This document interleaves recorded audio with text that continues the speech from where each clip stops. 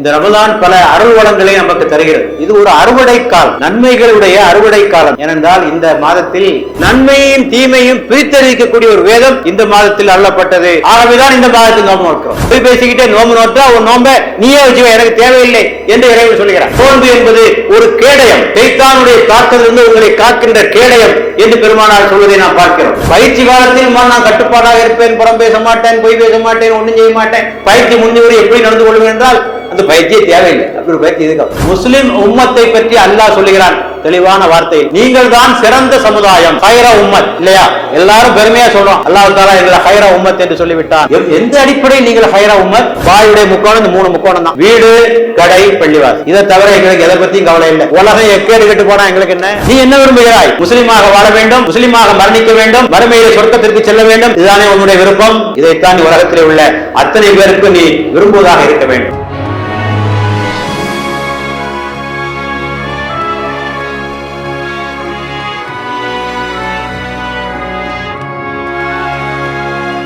அல்ஹம்துலில்லாஹ் வஸ்ஸலாத்து வஸ்ஸலாமு அலா ரசூலில்லாஹ் வ அலா ஆலிஹி வ ஸஹ்பிஹி அஜ்மாயின். எல்லா புகழும் ஏக இறைவனுக்கே உரியது. சாந்தி சமாதானம் நபிமார்கள் மீதும், இறுதி நபியின் மீதும், நபி தோழர்கள் மீதும், நபி குடும்பத்தினர் மீதும், நம் அனைவர் மீதும் என்றென்றும் நிலவட்டுமா. அஸ்ஸலாமு அலைக்கும் வரஹ்மத்துல்லாஹி வபரகாத்துஹு. முதலாவதாக இறைவன் இந்த ரமலானில் நம்மை கொண்டு சேர்ப்பித்ததற்காக இறைவனுக்கு நன்றி. கடந்த மாதங்களாக நாம் துவா செய்து வந்தோம். பல்லிகனா ரமலான், இறைவா எங்களை ரமலானில் கொண்டு சேர்ப்பாயாக என்று நாம் துவா செய்தோம். இறைவன் நம்மை இந்த ரமலானிலே கொண்டு சேர்த்திருக்கிறான். பல பேருக்கு இந்த பாக்கியம் கிட்டாமல் போயிருக்கிறது. பல பேர் இந்த உலகத்தை விட்டு சென்றிருக்கிறார்கள்.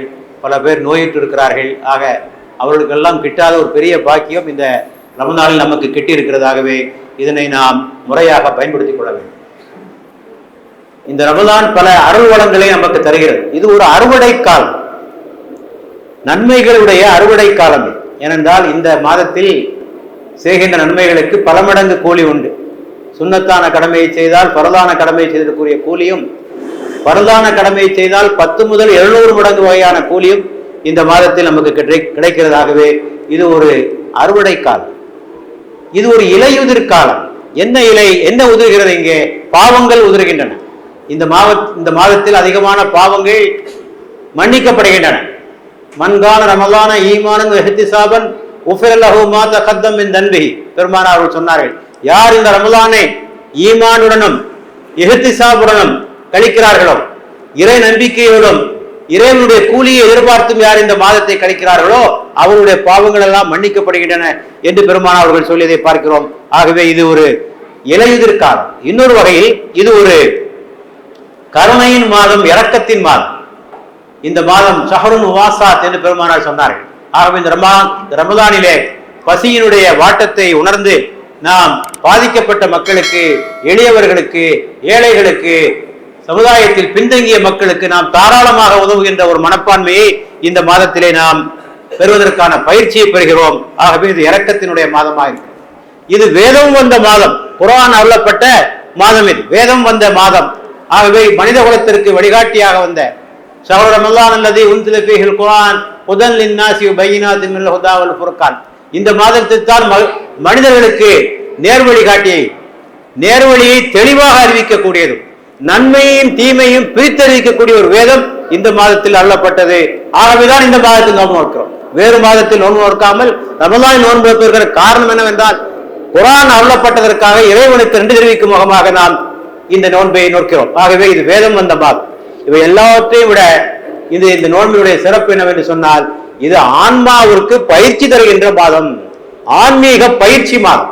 குர்ஆன் என்ன சொல்கிறது? குத்திப அலைக்குமுஸ் ஸியாம் கமா குத்திப அலல்லதீன மின் கப்லிக்கும் லஅல்லக்கும் தத்தகூன். உங்களுக்கு முன் சென்றவர்களுக்கு நோன்பு விதியாக்கப்பட்டது போல் உங்கள் மீது விதியாக்கப்படுகிறது. எதற்காக? லஅல்லக்கும் தத்தகூன், நீங்கள் தக்வாவுடையவர்களாக ஆவதற்காக. நோன்பினுடைய பிரதானமான நோக்கம் இந்த இறையச்சம் தான், தக்வா தான் என்பதை நாம் புரிந்து கொள்ள வேண்டும். ஆக இந்த ரமலானிலே பெறுகின்ற பல்வேறு வகையான பயிற்சிகள், நாம் செய்கின்ற தொழுகை, நாம் ஓதுகின்ற துஆக்கள், நாம் செய்கின்ற இஸ்திக்பார், நாம் செய்கின்ற நோன்பு, எல்லாம் எதை நோக்கி செல்கின்றன என்று சொன்னால் தக்வாவை நோக்கி செல்கின்றன என்பதை நாம் புரிந்து கொள்ள வேண்டும். ஆகவேதான் பெருமானார் அவர்கள் சொன்னார்கள், எவர் பொய் பேசுவதையும் அதன்படி செயலாற்றுவதையும் விட்டுவிடவில்லையோ அவருடைய தாகமும் பட்டினியும் எனக்கு அவசியம் இல்லை. பொய் பேசிக்கிட்டே நோம்பு நோட்டா உன் நோம்ப நீயே வச்சுவ, எனக்கு தேவையில்லை என்று இறைவன் சொல்கிறார். பள்ளிவாயிலே உட்கார்ந்து புறம் பேசிக் கொண்டிருந்த 2 பேரை பெருமானார் அழைத்து, நீங்கள் புறம் பேசிவிட்டீர்கள், உங்கள் நோன்பு உறிந்து விட்டது, இதற்கு பதிலாக வேறொரு நோன்பை நீங்கள் நோட்டுக் கொள்ளுங்கள் என்று பெருமானார் சொன்னதை நாம் பார்க்கிறோம். ஆக ரமலானிலே யாராவது உங்களோடு சண்டைக்கு வந்தால் நான் நோன்பாளியாக இருக்கிறேன் என்று சொல்லிவிடுங்கள். அஸ்ஸௌமு ஜுன்னா, நோன்பு என்பது ஒரு கேடயம், ஷைத்தானுடைய தாக்கலில் உங்களை காக்கின்ற கேடயம் என்று பெருமானார் சொல்வதை நாம் பார்க்கிறோம். ஆக இவையெல்லாம் பார்க்கிற போது நோன்பு என்பது வயிற்றுக்கு மட்டுமல்ல கட்டுப்பாடு, வயிற்றுக்கு மட்டுமல்ல கட்டுப்பாடு, உடம்பினுடைய ஒவ்வொரு உறுப்புக்கும் கட்டுப்பாடு. தீயவற்றை பார்க்காதே, தீயவற்றை பேசாதே, தீயவற்றை கேளாதே, தீயவற்றை செய்யாதே. இவை அனைத்திற்குமான பயிற்சி தான் இந்த நோன்பதை புரிந்து கொள்ள வேண்டுமே தவிர வெறும் பட்டினியும் தாகமும் அல்ல என்பதை நம்முடைய சகோதரர்கள் மிக தெளிவாக புரிந்து கொள்ள வேண்டும். ஆக நோன்பு மட்டுமல்ல, எல்லா வணக்கங்களின் நோக்கமே தக்வாதான்.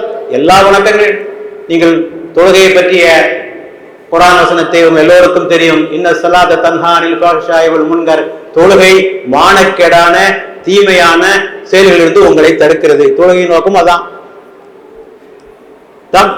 ஜகாத்துடைய நோக்கம் அதுதான்.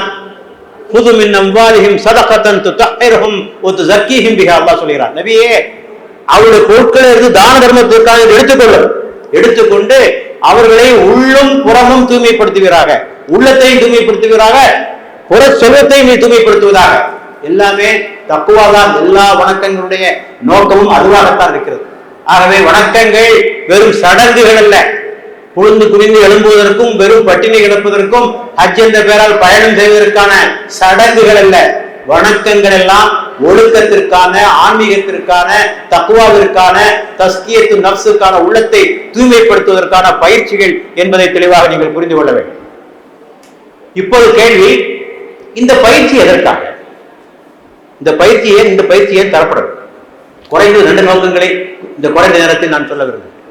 ஒன்று, உங்களுடைய முழு வாழ்க்கையும் இஸ்லாமிய மயமாக ஆகுவதற்காக தரப்படுகின்ற பயிற்சி. இந்த பயிற்சியை பெற்று உங்கள் வாழ்க்கையை நீங்கள் செலுத்த வேண்டும். பயிற்சி காலத்தில் மட்டும் பயிற்சி பெற்று ஒழுக்கமாக இருப்பது, பயிற்சி முடிந்த பிறகு எப்படி நடந்து கொள்ளலாம் என்றால் அந்த பயிற்சியே தேவையில்லை. ஒருவன் பயிற்சி பெறுவது எதற்காக? கார் ஓட்டுவதற்கு பயிற்சி பெறுகிறான் என்று வைத்துக் கொள்ளுங்கள். அந்த பயிற்சியோடு முடித்துக் கொண்டு போவதில்லை, பின்னர் கார் ஓட்ட வேண்டும். அவன் ராணுவத்தில் பயிற்சி என்றால் ராணுவத்தில் சேர வேண்டும், அதற்கு தான் ராணுவத்தில் பயிற்சி. பயிற்சி காலத்தில் நான் கட்டுப்பாடாக இருப்பேன், புறம் பேச மாட்டேன், பொய் பேச மாட்டேன், ஒன்றும் செய்ய மாட்டேன், பயிற்சி முடிந்தவரை எப்படி நடந்து கொள்வேன் என்றால் அந்த பயிற்சியே தேவையில்லை. அப்படி ஒரு பயிற்சி எதுக்கு அவசியம்? ஆக இந்த வணக்கங்கள் மூலமாக கண்ட பயிற்சியை உங்களுடைய வாழ்க்கையில் நீங்கள் செயல்படுத்த வேண்டும். உங்களுடைய இல்லற வாழ்க்கையில், உங்களுடைய குடும்ப வாழ்க்கையில், உங்களுடைய அரசியல் வாழ்க்கையில், உங்களுடைய பொருளாதார வாழ்க்கையில், உங்களுடைய சமூக வாழ்க்கையில் எல்லாவற்றிலும் இந்த ஒழுக்கம் பிரதிபலிக்க வேண்டும். இல்லற வாழ்க்கையில இது எப்படி பிரதிபலிக்கும்? இந்த தக்வாவுடைய பயிற்சி பெற்றவன் வரதட்சணை வாங்க மாட்டான். தொழுகையாளி வரதட்சணை வாங்குவானா? அதுக்கு பின் தொழுகை அர்த்தம் இருக்கா? சொல்லுங்க. ஒன்றும் இல்லை. தொழுகையாளியாக இருந்து கொண்டு ஆடம்பரமாக திருமணம் செய்வானா? செய்ய மாட்டான். வீண் வரையும் செய்வானா? திருமணத்திலே செய்ய மாட்டான். தக்வாதாரியாக இருந்து கொண்டு கணவனையும் மனைவியும் மேடையிலே ஜோடிக்கை வைத்து ஏற்பாடு செய்து மேடையில வைத்து அத்தனை பேரை பார்க்க செய்வானா? ஒரு தக்வாதாரி அத்தகைய வேலை செய்வானா? செய்ய மாட்டான். வணக்கங்கள் மூலமாக தக்வாவை பயிற்சி பெற்றவன் அரசாங்க அதிகாரியாக இருந்து கொண்டு லஞ்சம் வாங்குவானா? வாங்க மாட்டான். கொடுத்த வேலையை ஒழுங்காக செய்வான். தொழுகையிலே பங்க்சுவாலிட்டிக்கு பயிற்சி, குறித்த நேரத்தில் தொழ வேண்டும் பயிற்சி. ஆனா இங்க பயிற்சி பெற்றுட்டு அங்க அலுவலகத்துக்கு லேட்டா போறாடி. இங்க குறித்த நேரத்தில் சாய் ஒழுங்கா வந்துருவார், பாய் முதல் சோப்புல நிற்பார். ஆனா அங்க கடைசியா தான் வருவார். எங்க ஆபீஸ்ல கடைசியா தான் வருவார். ஏதாவது அர்த்தம் இருக்கா? சொல்லுங்க. ஆக இது மாதிரியான குழப்படிகளுக்காக தரப்படுகின்ற பயிற்சி அல்ல. ஒரு சம்பவம் அடிக்கடி சொல்லப்படுவது மீண்டும் சொல்லுகிறேன். நம்ம ஊருக்காரர் ஒருவர் சைனாவுக்கு போனார், சாமான்கள்லாம் வாங்கினார். அவர்கிட்ட சொன்னார், சைனா வியாபாரி இடத்துல சொன்னார், இந்த சாமான்கள்லாம் நீங்க எனக்கு made in Japan, made in Germany என்று போட்டு தர முடியுமா என்று கேட்டார். சாமான் செய்து என்னவோ சைனாவில் தான். அந்த வியாபாரி இடத்துல கேட்கிறான், இதெல்லாம் நீங்க போட்டு தர முடியுமா? அது முடியாதுங்க. அது எப்படி செய்ய முடியும் சார்? செய்ய முடியாது என்று அவன் சொல்லிவிட்டான். கடைசியாக உணவுக்கான நேரம் வருகிறது. அந்த சைனா அதிபர், அந்த தொழில் அதிபர் இவனுக்கு உணவு கொடுக்கிறார். இவர் கேட்கிறார், இது ஹலாலா, இந்த உணவு ஹலாலா, அந்த உணவு ஹலாலா, என்னையா இது வரைக்கும் ஹராம பத்தி பேசிட்டு இருந்தேன், கொஞ்ச நேரத்துக்கு முன்னால்தான் ஹராமான வேலையை செய்யறதுக்கு அந்த பிராண்டு போட தர முடியுமா, இந்த பிராண்டு போடுறதுக்கு, சாப்பாடு வந்து விட்டா மட்டும் ஹலாலா ஹராமா இதெல்லாம் கணக்கு பார்க்கறது அர்த்தம் இருக்கா? முரண்பாடு. ஒரு விஷயத்தில் ஹலால் ஹராமை பேணுவதும் இன்னொரு விஷயத்தில் எப்படி நடந்து கொள்வது என்றால் அந்த தக்வாவுக்கு ஏதாவது அர்த்தம் இருக்கிறதா என்பதை நாம் எண்ணி பார்க்க வேண்டும். ஆகவே வாழ்க்கையோட ஒவ்வொரு பகுதியிலும் நீங்கள் பிரதிபலிக்க வேண்டும். நீங்கள் அரசியல்வாதியாக இருந்தால் ஒரு ஒழுக்கம் சார்ந்த அரசியலை நடத்த வேண்டும். லஞ்சம் வாங்காத, மக்களை ஏமாற்றாத, போலியான வாக்குறுதிகள் கொடுக்காத, இலவசங்கள் தந்து ஏமாற்றாத ஒரு அரசியல்வாதியாக நீங்கள் இருந்தால்தான் இந்த தக்வாவுக்கு அர்த்தம் இருக்கு. ஆனா பல பேர் என்ன சொல்லலாம், அப்படிலாம் இருந்தா அரசியல் நடத்த முடியுமா சார் இல்லையா? அப்ப தக்குவை பத்தி பேசாத, நீ தக்குவை பத்தி பேசாத, தொழுகை பத்தி பேசாத, ஒண்ணும் பேசாத, போயிடு இல்லையா? வியாபாரிகள் அப்படிதான் சொல்றான், எடைகளை அளவைகளில் நிறுவைகளில் மோசடி செய்யாதீர்கள். எப்படி சார் வியாபாரம் பண்றது என்றுதான் சொல்லுகிறார்கள். எல்லாரும் சொல்றான். வக்கீல்கிட்ட கேட்டா சொல்றான், ஏன் அநியாயத்திற்காக நீ வாதாடுகிறாய், தொழிலே போயிடும் சார், உங்க பேச்சை கேட்டா தொழிலே போயிடும். ஆகவே வாழ்க்கையினுடைய ஒவ்வொரு பகுதியிலும் இது பிரதிபலிக்க வேண்டும். ஆக இஸ்லாத்தில் முழுமையாக நுழைவதற்கான ஒரு பயிற்சி இந்த வணக்கங்கள் என்பது இஸ்லாத்தில் முழுமையாக நுழைவதற்கான பயிற்சி. உதுஹலு பிஸ்ஸல்மி காஃபா வலா தத்தபி ஹுதுவாத்தி ஷைத்தான், அல்லாஹ் சொல்றான் அல்லவா, தீனில் முழுமையாக நுழைந்து விடுங்கள். தீன்ல முழுமையாக நுழைன்னு சொன்னா அந்த ஆளுக்கு நிறைய பயிற்சி கொடுக்கணும். சும்மா உபதேசம் பண்ணிட்டா ஒண்ணு உள்ள வர மாட்டாங்க இல்லையா? ஆழமான பயிற்சிகள் வழங்கப்பட வேண்டும். அந்த பயிற்சிகள் வழங்காமல் முழுமையான முஸ்லிமை உருவாக்க முடியாது. அதற்காகத்தான் இறைவன் இவ்வளவு கஷ்டப்பட்டு பயிற்சி தர்றான். இறைவனுக்கு என்ன ஆசையா ஒரு நாளைக்கு நீங்க 5 நேரம் தொழுவணும், பள்ளிவாசலுக்கு வரணும், இறைவனுக்கு என்ன ஆசையா? உங்களை கஷ்டப்படுற ஆசையா? வருடத்தின் 30 நாட்கள் இப்படி பற்றி கிடக்கணும் இறைவனுக்கு என்ன ஆசையா? என்ன பல லட்சங்களை செலவித்துக் கொண்டு ஹஜ்ஜிக்கு போகணும் இறைவனுக்கு என்ன ஆசையா? என்ன? ஆகவே ஒரு மனிதனுக்கு ஆன்மீக பயிற்சி, ஒழுக்க பயிற்சி அளிக்கப்பட்டால்தான் அவன் வாழ்க்கை செம்மையாக இருக்கும். அதற்காகத்தான் இந்த வணக்கங்கள். ஆனால் நீங்கள் வெறும் சடங்கு ரீதியாக பள்ளிவாசலுக்கு போயாச்சா, திரும்பி வந்தாச்சா, அங்கேயோட அல்லாஹ் அங்கே இருக்கட்டும், அவனை அங்கே விட்டுட்டு மற்ற இடத்துல எல்லாம் சைத்தான கொண்டு வச்சுக்கிட்டா எப்படி? அங்க அல்லாஹ், கடையில சைத்தான் தான் நம்ம குரு, இந்த எப்படி இதான் நடந்து கொண்டிருக்கிறது. ஆகவே இந்த வணக்கங்களுடைய பிரதான நோக்கம் ஒழுக்கம், ஆன்மீகத்திற்கான பயிற்சி, முழுமையாக இஸ்லாத்தில் நுழைவதற்கான பயிற்சி. இது 2வது காரணம், நன்மையை ஏவி தீமையை விலக்குவதற்கான ஒரு பயிற்சி. ஏனென்றால் முஸ்லிம் உம்மத்தை பற்றி அல்லாஹ் சொல்லுகிறான் தெளிவான வார்த்தையில். என்ன சொல்லுகிறான்? நீங்கள் தான் சிறந்த சமுதாயம், ஹைர உம்மத் இல்லையா? எல்லாரும் பெருமையா சொல்றோம், அல்லாஹ் தஆலா எங்களை ஹைர உம்மத் என்று சொல்லிவிட்டான், ஹைர உம்மத் என்று சொல்லிவிட்டான். எந்த அடிப்படையில் நீங்கள் ஹைர உம்மத்? ஒரு முஸ்லிம் தாய் தந்தையருக்கு பிறந்த காரணத்தினால் நீங்கள் ஹைர உம்மத்தாக ஆகிவிடுவீர்களா? அல்லது முஸ்லிம் முஹல்லாவில் பிறந்த காரணத்தினால் நீங்கள் சிறந்த சமுதாயமாக ஆகிவிடுவீர்களா? நீங்கள் என்ன முஸ்லிமா ஆவதற்கு என்ன பெரிய முயற்சி செய்தால் நீங்கள் முஸ்லிமா ஆனீர்கள்? அவர்கள் இந்துவாக பிறப்பதற்கோ வேறு மதத்தில் பிறப்பதற்கோ அவர்கள் என்ன பாவம் செய்தால் அவர்கள் அந்த மதத்திலே பிறந்தார்கள்? இல்லையே. இறைவன் தான் உங்களை அந்த குடும்பத்தில் பிறக்க வைத்தான், இறைவன் தான் அவர்களை அங்கே பிறக்க வைத்தான். ஆக பிறப்பின் அடிப்படையில் வருவதல்ல இந்த ஹைர உம்மத் என்ற இந்த பட்டம், இந்த விருது, இந்த கௌரவம் பிறப்பின் அடிப்படையில் வருவதில்லை. அதுக்கு பின்னாலே அல்லாஹ் சொல்றான், குந்தும் ஹைர உம்மத்தின் உஹ்ரிஜத் லின்னாஸ். எதனால? 3 காரணம் சொல்றான். நீங்க ஏன் சிறந்த உம்மத்துக்கு பின்னால வருது 3 காரணம். தாமுருன பில் மாரூஃப், நீங்கள் நன்மையை ஏவுகின்றீர்கள். ஓ தன்ஹவுன அனில் முன்கர், நீங்கள் தீமையை விலக்குகின்றீர்கள். ஓ துமினூன பில்லாஹ், அல்லாஹ்வின் மீது விசுவாசம் இருக்கு. இந்த 3 காரியம் செய்தா உங்களுக்கு இந்த பட்டம். என்ன காரியம் எல்லாம்? நன்மையை ஏவ வேண்டும், தீமையை விலக்க வேண்டும், அல்லாஹ்வின் மீது விசுவாசம் கொண்டிருக்க வேண்டும். இந்த 3 செய்தால்தான் உங்களுக்கு அந்த பட்டம் பொருந்தும். இப்போ இந்த பணியை பற்றி நாம் முதலாவதாக புரிந்து கொள்ள வேண்டும். நன்மையை ஏவுதல் என்றால் என்ன? நன்மையை ஏவுதல் என்றால் இறைவன் எவற்றையெல்லாம் நன்மை என்று சொன்னானோ அவை அனைத்தையும் ஏவுவதற்கு பேர் நன்மை. தொழுகை நோன்பு மட்டும் ஏவுறதல்ல, நல்லா புரிஞ்சுக்கிடுங்க. தொழுகை நோன்பு மட்டும் ஏவுதல் நன்மை. இறைவன் ஒருவன், அவனை மட்டுமே வணங்க வேண்டும். படைத்தவனை வணங்கு, படைப்புகளை வணங்காதே. படைப்புகள் படைத்தவர்களுக்கு பிரார்த்தனை செய், படைப்புகளுக்கு பிரார்த்தனை செய்யாதே. நேர்ச்சை, காணிக்கை, துவா எல்லாம் இறைவனுக்கு உரியது. நபிமார்களை ஏற்றுக்கொள்ள வேண்டும், மறுமையை ஏற்றுக்கொள்ள வேண்டும், இறைவன் எவற்றை ஹலால் என்று சொன்னானோ அவற்றை ஹலால் என்று ஏற்றுக்கொள்ள வேண்டும். இறைவன் எவற்றை ஹராம் என்று சொன்னானோ ஹராம் என்று ஏற்றுக்கொள்ள வேண்டும். அவையெல்லாம் நன்மைகள். இறைவன் விதித்த கட்டளைகளை செய்ய வேண்டும். பெற்றோருக்கு செய்ய வேண்டிய கடமைகள், உறவினருக்கு செய்ய வேண்டிய கடமைகள், அண்டை வீட்டினருக்கு செய்ய வேண்டிய கடமைகள், ஏழைகளுக்கு செய்ய வேண்டிய கடமைகள், அனாதைகளுக்கு செய்ய வேண்டிய கடமைகள், தொழிலாளர்களுக்கு செய்ய வேண்டிய கடமைகள், இருக்கு பெரிய பட்டியல். இதெல்லாம் நன்மையினுடைய பட்டியலில் வந்து சேரும். நல்ல பண்புகள், அகலாக்குகள். உள்ளம் தூய்மையாக இருக்க வேண்டும், நேர்மையாக இருக்க வேண்டும், நாணயமாக இருக்க வேண்டும், நாணம் உள்ளவனாக இருக்க வேண்டும், வெட்க உணவு படைத்தவனாக இருக்க வேண்டும். ஹயா, ஒரு முஸ்லிமுக்கு தேவை ஹயா என்ற உணர்வு. பொருளாசை பிடிக்காமல் இருக்க வேண்டும், பேராசை பிடிக்காமல் இருக்க வேண்டும். இப்படி பல நல்ல பண்புகள்லாம், இவை அனைத்தையும் சொல்வதற்கு பேர் தான் நன்மையை ஏவுதல். அதே போல தீமையை விளக்குதல் என்று சொன்னால் எல்லா தீமைகளையும் விளக்க வேண்டும். சின்ன சின்ன விஷயங்களை சொல்லிடுவாங்க, ரொம்ப பெரிய விஷயங்களை சொல்லி முடிச்சிருவாங்க, லேசான விஷயங்களை. ஆனால் பெரிய விஷயங்களை விட்டு விடுவார்கள். தொழாம இருக்கிறீங்க, இது பாவம் சொல்லிடலாம், லேசா சொல்லிடுவாங்க. ஆனால் பாவத்திலேயே பெரிய பாவம் எது? ஷிர்க், இணை வைப்பு. அதை பற்றி மக்களுக்கு சொல்ல வேண்டும், அதிலிருந்து மக்களை காக்க வேண்டும். குஃபூரிலிருந்து, இணை நிராகரிப்பிலிருந்து மனிதனை காக்க வேண்டும். ஹராமான செயலிலிருந்து மனிதனை காக்க வேண்டும். ஃபவாஹிஷ், மானக்கேடான செயல்கள், மானக்கேடான செயலிலிருந்து மனிதனை பாதுகாக்க வேண்டும். மனிதன் எந்த அளவுக்கு சென்று விட்டான், ஆணும் ஆணும் உறவு கொள்ளலாம், பெண்ணும் பெண்ணும் உறவு கொள்ளலாம் என்கின்ற ஒரு மானக்கேடான திசையை நோக்கி இந்த உலகம் சென்று கொண்டிருக்கிறது. ஆக இவற்றை எல்லாம் தடுக்க வேண்டிய பொறுப்பு நமக்கு இல்லையா? வட்டி, லஞ்சம், ஊழல், வரதட்சணை என்ற கொடுமைகள் நாட்டிலே மலிந்து கிடக்கிறது. இவத்தை பத்திலாம் எங்களுக்கு கவலை இல்லை. பாய் கடைக்கு போவாரு, வீட்டுக்கு போவாரு, பள்ளிவாசலுக்கு போவார். மூணு தான் முக்கோணம். பாயுடைய முக்கோணம் இந்த மூணு முக்கோணம் தான்: வீடு, கடை, பள்ளிவாசல். இதை தவிர எங்களுக்கு எதை பத்தியும் கவலை இல்லை. உலகம் எக்கேடு கெட்டு போனா எங்களுக்கு என்ன?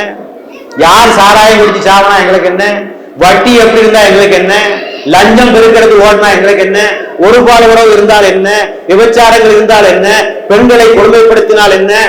எதை பத்தி எங்களுக்கு கிடையாது. எங்க தொழுகை முடிஞ்சதுங்க, அதுவும் நம்ம டியூட்டி முடிஞ்சது, அவ்வளவுதான். அதுக்கு மேல என்ன செய்ய சொல்றீங்க எங்களை? இதுதான் இன்றைய முஸ்லிம் சமுதாயம். இப்படித்தான் இருக்கிறது. இந்த முக்கோணத்தை தாண்டி முஸ்லிம் சமுதாயத்தை போவதில்லை. அதான் அல்லாஹ் சொல்கிறார், நன்மையை ஏவ வேண்டும், தீமையை விளக்க வேண்டும். ரெண்டையுமே செய்யணும். சிலவங்க சொல்றாங்க, நன்மையை ஏவினா போதும், தீமை தானாக்கல போயிடும். அது எப்படி போகும்? போவது. ஒரு ஆள் தொழுதுகிட்டே இருக்காரு, வட்டியை வாங்கிட்டு வைங்க, தொழுங்க தொழுங்க சொன்னா வட்டி விட்டுவாரு, அவரே விட மாட்டாரு. தொழுதுகிட்டு இருப்பாரு, வட்டியை வாங்கிட்டு இருப்பாரு. நடந்து கொண்டு இருக்கிறதா இல்லையா? ஆக வட்டியை அவனிடத்திலே ஒரு தீமை என்று அவனிடத்திலே சொல்லாத வரையில் அவன் வட்டியை விடப்போவதில்லை. ஆகவே நன்மையும் தீமையை, நன்மையை ஏவுதலும் தீமையை விளக்குதலும் ஒட்டி பிறந்த இரட்டையர்களைப் போல, ட்வின்ஸ். குர்ஆன்ல ரெண்டு சேர்த்தே தான் வருது. அல்லாவே சொல்லியிருக்கலாம், நீங்க நன்மையை ஏவுங்க, தீமைகள்லாம் தானாக போயிடும், அல்லாவே சொல்லியிருக்கலாம். அப்படி ஒண்ணு அல்லாஹ் சொல்லல. நன்மையை ஏவுங்க, தீமையை விளக்குங்கள் என்றுதான் இறைவன் சொல்லுகிறார். ஆக இந்த ரெண்டு பணிகளையும் செய்ய வேண்டும். அடுத்தபடியாக யாருக்கு இந்த நன்மையை ஏவி தீமையை விளக்குதல்? யாருக்கு? முஸ்லிம்களுக்கு மட்டுமா, முழு மனித சமுதாயத்திற்கா? அதான் அடுத்த கேள்வி. அந்த கேள்விக்கு இந்த ஆயத்திலேயே விட இருக்கிறது. அல்லாஹ் சொல்கிறான், குந்தும் ஹைர உம்மத்தின் உஹ்ரிஜத் லின்னாஸ், உங்களை மனித சமுதாயத்திற்காக தோற்றுவிக்கப்பட்ட சிறந்த சமுதாயத்தவராக நாம் ஆக்கி இருக்கிறோம். உஹ்ரிஜத் லின்னாஸ், லின்னாஸ் என்றால் மனித இனம், மனித இனத்திற்காக. முஸ்லிம்களை மட்டும் திருத்துவதற்காக உருவாக்கப்பட்ட சமுதாயத்தவர் அல்ல. முழு மனித இனத்தையும் அழிவிலிருந்து காப்பாற்ற வேண்டிய பொறுப்பு உங்களுக்கு இருக்கிறது. ஆகவே முஸ்லிம்களுக்கும் சொல்ல வேண்டும், முஸ்லிம் அல்லாதவர்களுக்கும் சொல்ல வேண்டிய பொறுப்பு உங்களுக்கு இருக்கிறது. அது எப்படி அவங்களை விட முடியும்? அவங்களும் அல்லாஹ்வுடைய படைப்பு தானே. நீங்க மட்டும்தான் அல்லாஹ்வுடைய படைப்பா? உங்களுக்கு மட்டும்தான் இந்த மார்க்கம் சொந்தமா? அவங்களுக்கு இந்த மார்க்கம் இல்லையா? அல்லாஹ்வுடைய மார்க்கம், அல்லாஹ்வுடைய படைப்பு உங்களுக்கு சொந்தம் இல்லையா? இது அல்லாஹ்வுடைய சொத்தா, முஸ்லிம்களுடைய சொத்தா? அல்லாஹ்வுடைய சொத்து என்றால் அல்லாஹ்வுடைய எல்லா படைப்புகளுக்கும் சொந்தம். முஸ்லிம்களுடைய சொத்து என்றால் நமக்கு மட்டும் சொந்தம். இது முஸ்லிம்களுடைய சொத்து அல்ல, முழு மனித இனத்தினுடைய சொத்து. ஆகவே இந்த தீனை உலகத்திலே வாழுகிற எல்லா மக்களுக்கு மத்தியிலே சமர்ப்பித்து விட வேண்டிய பொறுப்பு முஸ்லிம் சமுதாயத்திற்கு இருக்கிறது என்பதனை நாம் தெளிவாக புரிந்து கொள்ள வேண்டும். அந்த செய்தியை மறைப்பது இறைவன் பாவம் என்று சொல்கிறார். அல்லாஹ்வுடைய மார்க்கத்தை மறைப்பது பாவம். ஒமன் அதலமு மிம்மன் கதம ஷஹாதத்தன் இந்தஹு மினல்லாஹ், அல்லாஹ்விடமிருந்து வந்திருக்கக்கூடிய சான்றுகளை மறைப்பவனை விட அக்கிரமக்காரன் யார்? அல்லாஹ்வுடைய மார்க்கத்தை மறைக்கிறது அக்கிரமமா இல்லையா சொல்லுங்க? ஒரு நல்ல செய்தியை மறைப்பது அக்கிரமமா இல்லையா சொல்லுங்க? பெரிய பெரிய விஷயங்கள்லாம் வேண்டாம். இந்த தெருவில் நல்ல ஒரு வியாபாரி இருக்கார், குறைந்த விலையில் நல்ல தரமான சாமான விற்கிறார். நீங்க அந்த கடைக்கு போய் வாங்கிட்டீங்க. நான் யார்ட்டையும் சொல்ல மாட்டேன், நான் மட்டும்தான் வாங்கிட்டு நானே போயிட்டு இருப்பேன்னா நீ ஒரு அக்கிரமக்கார் இல்லையா? நீ ஒரு அக்கிரமக்கார். போய் வாங்கப்பா, எல்லாரும் நல்ல கடைப்பா வாங்க. தான் மனித நேயம் அதுதான். அதே மாதிரி மழை பெய்கிறது, பெரும் பள்ளமாக இருக்கிறது, மின்சார கம்பி அறுந்து கிடக்குறது, நீங்க போறீங்க, உங்களுக்கு தெரிஞ்சிருச்சு இது பள்ளம், கம்பி அறுந்து கிடக்குது. நீங்க எப்படியோ டார்ச் லைட்டை அடிச்சு கடிச்சு தப்பிச்சுட்டு வந்துட்டீங்க. நீங்க செய்ய வேண்டிய கடமை என்ன? எல்லாத்தையும் சொல்லணும், பாருப்பா அங்க பள்ளம் கிடக்குது, போகாதீங்க, நான் தப்பிச்சுட்டேன், எனக்கு பத்தவனை பத்தி எனக்கு கவலை இல்லை என்று சொன்னால் இவன் அநியாயக்காரனா இல்லையா? இவன் அநியாயக்காரன். அதே போல சிறுக்கும் குஃபரும் மனிதனை அதர பாதாளத்தில் தள்ளுவதற்கு காத்திருக்கிற போது, மறுமையிலே அவனை நரகத்திற்கு இட்டுச் செல்கின்ற போது அதிலிருந்து மனித சமுதாயத்தை காக்க வேண்டிய பொறுப்பு முஸ்லிம்களாகிய நமக்கு இருக்கிறது. நான் தப்பிச்சுக்கிட்டேன், நான் மட்டும் சொர்க்கத்துக்கு போவேன்னா அவன் முஸ்லிம் இல்ல. ரசூலுல்லாஹ் சொன்னார்கள், தனக்கு விரும்புவதை பிறருக்கும் விரும்பாத வரையில் ஒருவன் உண்மையுள்ள முஸ்லிமாக ஆக முடியாது. உனக்கு எதை விரும்புகிறாயோ அதை பிறருக்கும் நீ விரும்ப வேண்டும். நீ என்ன விரும்புகிறாய்? முஸ்லிமாக வாழ வேண்டும், முஸ்லிமாக மரணிக்க வேண்டும், மறுமையிலே சொர்க்கத்திற்கு செல்ல வேண்டும், இதுதானே உன்னுடைய விருப்பம்? இதைத்தான் உலகத்தில் உள்ள அத்தனை பேருக்கு நீ விரும்புவதாக இருக்க வேண்டும். ஆகவே யாம் பெற்ற இன்பம் பெருகை வையகம், எனக்கு கிடைத்த இந்த இன்பம், இந்த நல்ல செய்தி, இந்த அமைதி செய்தி உலகத்தில் உள்ள அத்தனை பேருக்கும் கிட்ட வேண்டும் என்று எண்ணுவதுதான் ஒரு முஸ்லிமுடைய நோக்கமாக இருக்க வேண்டும். ஆகவே இந்த பெரிய பணி, நன்மையை ஏவி தீமையை விளக்குகின்ற இந்த பெரிய பணியை செய்ய வேண்டும் என்றால் அந்த பணியை செய்பவர்கள் அவர்கள் முதலில் முன்மாதிரியாக இருக்க வேண்டும். அவர்கள் முன்மாதிரியாக ஷாஹிதாக இருக்க வேண்டும், சான்றுபவராக இருக்க வேண்டும். உன்னை திருத்து உலகை திருத்து. ஊரை திருத்ததுனால ஒன்னை திருத்திக்கோ. ஒன்னை திருத்தாம உலகத்தை திருத்தும் போனா யாரும் கருத்தை ஏற்றுக்க மாட்டாங்க இல்லையா? நீயே புகைப்பிடிப்பவனாக இருந்து கொண்டு எல்லோரையும் பார்த்து புகைப்பிடிக்காதுன்னு சொன்னால் உலகம் உங்களை பார்த்து சிரிக்காது. நீ வட்டி போனாங்க இருந்து கொண்டு வட்டி வாங்காத என்று சொன்னால் உலகம் உன்னை பார்த்து சிரிக்காது. ஆகவே தன்னை திருத்த வேண்டும். அதற்கு தான் பயிற்சியினுடைய இரண்டாவது நோக்கம் தன்னை திருத்துதல். தன்னை திருத்துவதற்காக தரப்படுகின்ற பயிற்சி தான் இந்த நன்மையை தீமையை விளக்குவதற்கு தேவையான ஒரு பயிற்சி. ஏனென்றால் அல்லாஹ் கேட்கிறான், உங்களை திருத்தாம ஊரை திருத்தப்பட்டீங்களா?